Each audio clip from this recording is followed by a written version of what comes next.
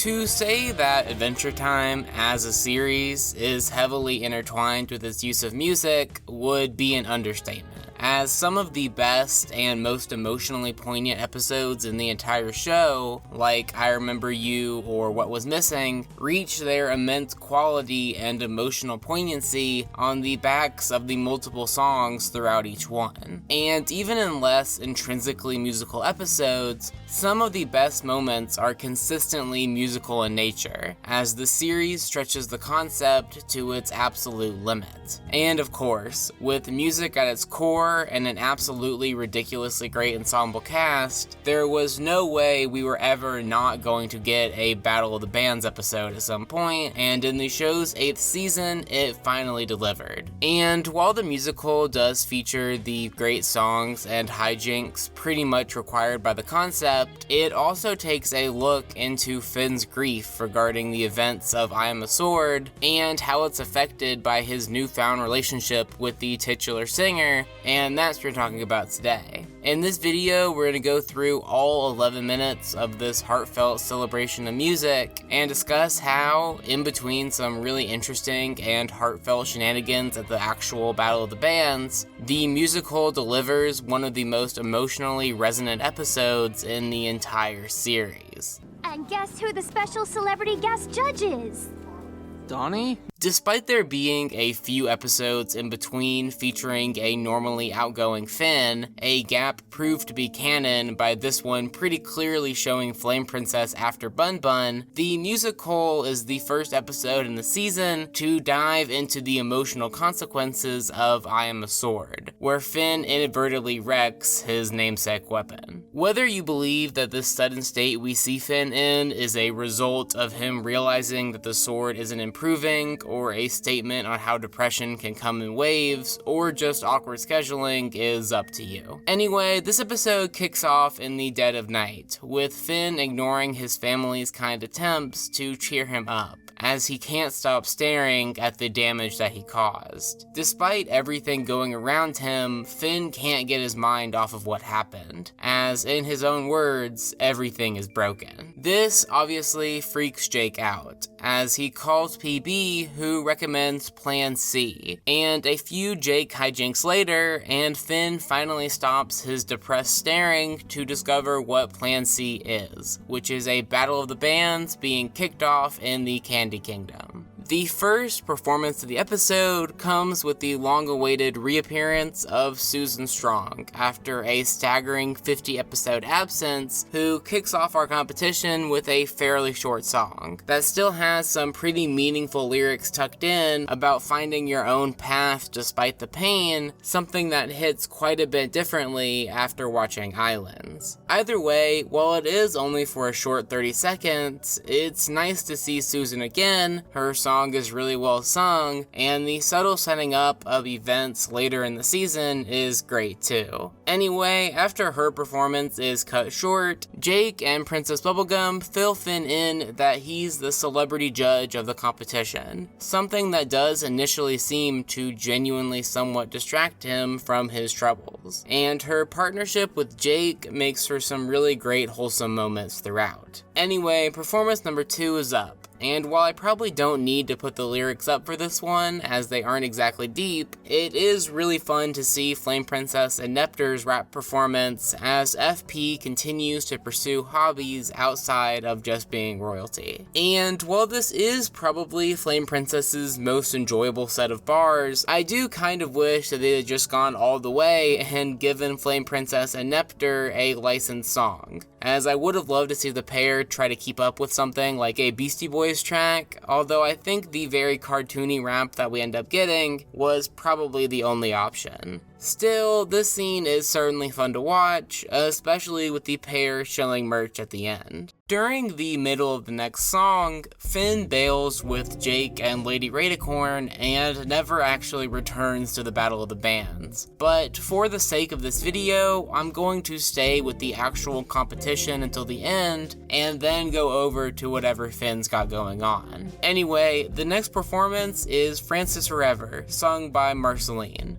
which is obviously a Mitski cover, and whether you choose to believe that Marcy is doing a cover in universe and that Mitski's version of the song somehow came out before the Mushroom War, or that in universe Marcy wrote this song herself, is up to you. But either way, I think you can certainly draw things out of the lyrics of this one. Anyway, for anybody who has streamed Bury Me in Makeout Creek less than 227 times, just like many of the other songs in that album, Francis Forever has double meanings. And while we'll get to what many consider the songs to actually be written about towards the end of the video, as it's actually more thematically fitting for what this episode ends up going for, let's first talk about what the more obvious interpretation of what Marcy is singing about throughout this really fun sequence, being about wanting to be with a significant other and how their period of togetherness ended before she was ready, leaving her feeling without a purpose. Anyway, there's no real way that you could know for sure who she's singing about here, so let's just go ahead and skip. Okay, yeah, I'm kidding. Obviously this song is actually about PB,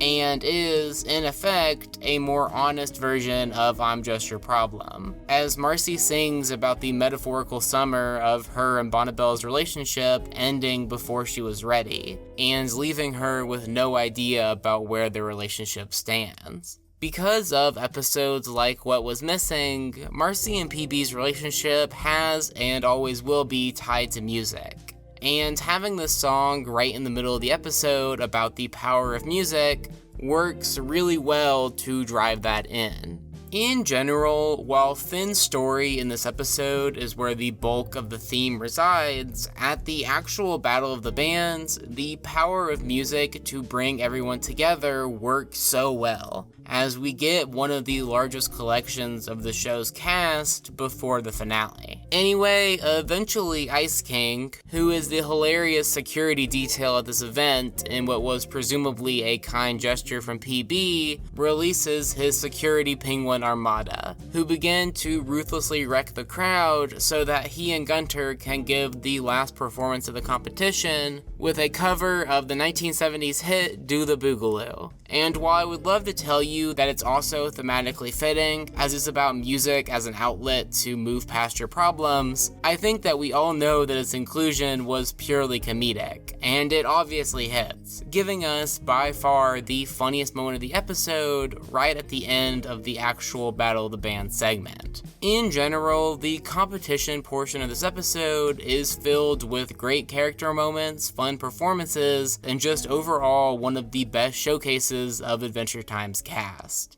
During the middle of all of the chaos I just went through, Finn begins to hear angelic singing in the distance, and after he finds Jake and Lady practicing a different song, the couple joins him on finding the source of the music that only he can hear, eventually nearly falling into it in the form of the music hole, which is exactly what it sounds like, a giant hole with eyes that makes music. The entirety of this scene is immensely melancholic, as the music hole describes the feeling of being unable to move for thousands of years, delivering one of my favorite lines of the entire series. I can neither participate in joy nor prevent disaster,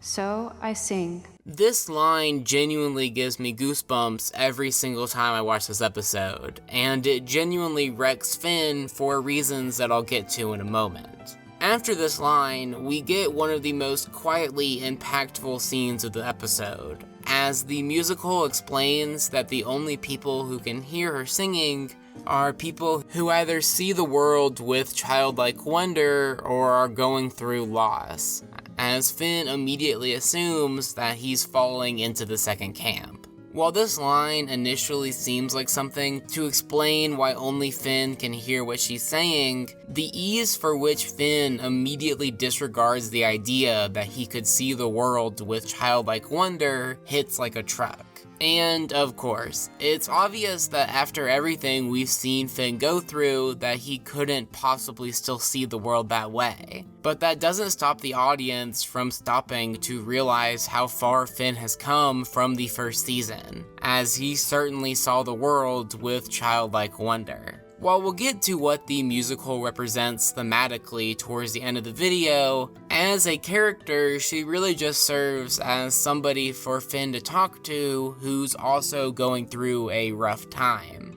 as she helps him realize the great support system he has around him in the form of his friends, something that she's never had. Eventually, after they talk for a while, Finn decides to award the musical, who's voiced by the lead singer of Lake, Ashley Erickson, the band behind the credits song, as the winner of the Battle of the Bands, as the pair launch into one more song, a cover of Lake's I Look Up to You, a song that, at least in the context of this episode, goes into the beauty of music and its ability to bring together people with heartache. This song, coming at the end of one of the most well-written conversations in the show, is just such a beautiful ending to this beautiful episode, as Finn doesn't magically get past his depression, but instead just finds a new way to manage it, through both music and just talking with somebody experiencing the same thing.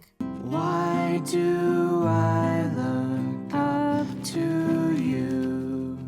As I alluded to before, Francis Forever isn't just about a past significant other, as just like many other Mitsuki songs, the love mentioned is commonly interpreted to be music, as she sings of feeling purposeless without it to guide her life, and completely unable to navigate her feelings otherwise. This interpretation aligns more with Marceline's appearance in Astral Plane a couple of seasons prior, and more importantly, with the struggles of the musical, who feels as if singing is her only option in a world for which she has no influence, as before Finn, she was seemingly completely alone. Throughout her appearance in this episode, and her brief appearance in the finale, the musical represents music, or art in general, as an outlet for negative emotions when you feel completely powerless, just as Finn did when it came to fixing his sword. Finn ultimately became heavily depressed by something that he simply didn't have the ability to do anything about. And while Jake and PB's idea to simply distract him does seem to work for a while, what ultimately allows him to actually make progress towards the end of the episode is twofold. Both in finding somebody who has gone through something similar in the form of the musical, and realizing the power of art to allow people to connect through their negative emotions, as seen in the final song of this episode. The idea of Finn being depressed is something that the show has taken a look at various times, including as recently as Fionna and Cake, but this is genuinely one of my favorite takes on it, as by meeting the show's titular character, he comes out of their conversation happier while still acknowledging that he's not yet entirely through the struggle. The musical comes less than a dozen episodes before Islands, where Finn arguably goes through some of the most emotional turmoil that he ever faces. So I really like how this episode slows down to present him with a way to deal with those emotions in a more positive manner instead of just staring at the problem and ignoring his family. The connection that Adventure Time has with music is obvious to anybody who's seen more than just a few episodes of the series, but I'm not sure anywhere else in the franchise dives into this idea more poignantly than the musical, as the idea of making art in order to manage your negative emotions is as applicable to the 10+ year production of the show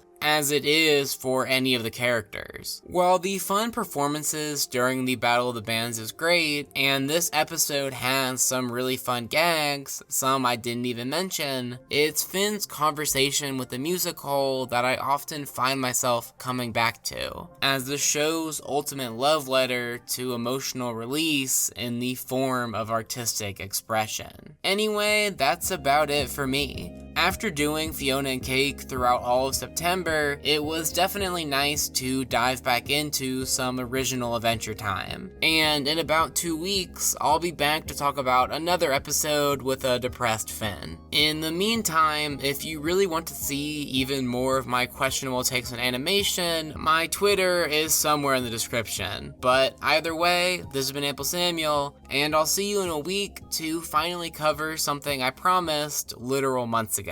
Thanks for watching.